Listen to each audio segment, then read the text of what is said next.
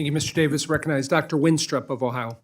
Thank you, Mr. Chairman. Thank you for holding this hearing today. I think it's very important. I appreciate our witnesses being here today. I want to welcome Mr. Hansen from my home state of Ohio.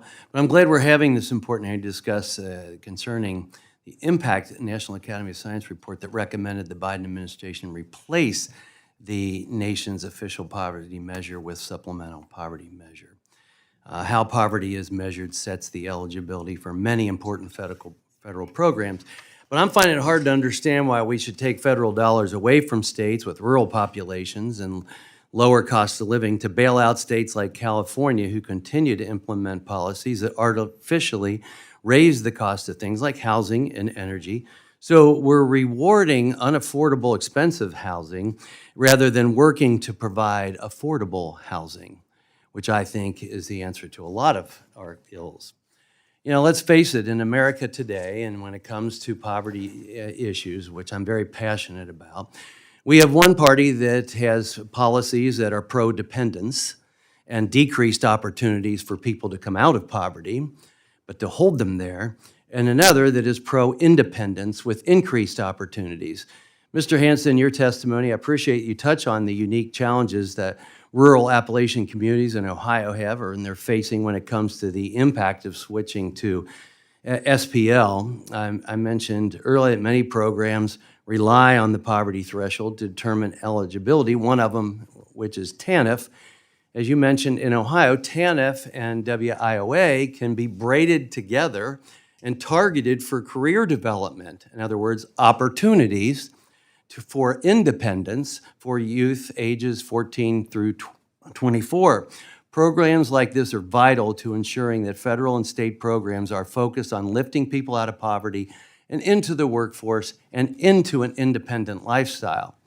You remind me of one of the caseworkers from my district, Julie Wise, who you may know in Highland County, who says that success for her would be for her job not to be needed anymore. That's how she defines success as she tries to help people and lift them out of poverty.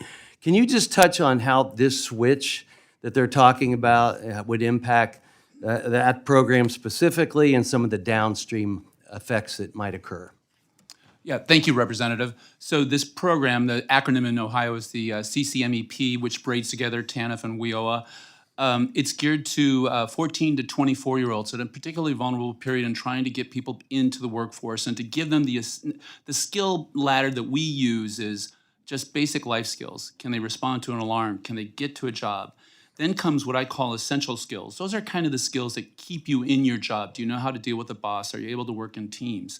Well, we have to start with 14-year-olds in trying to develop that skill level. Eventually, they do reach the highest level of learning the jobs that are, the skills that are required at a specific workplace.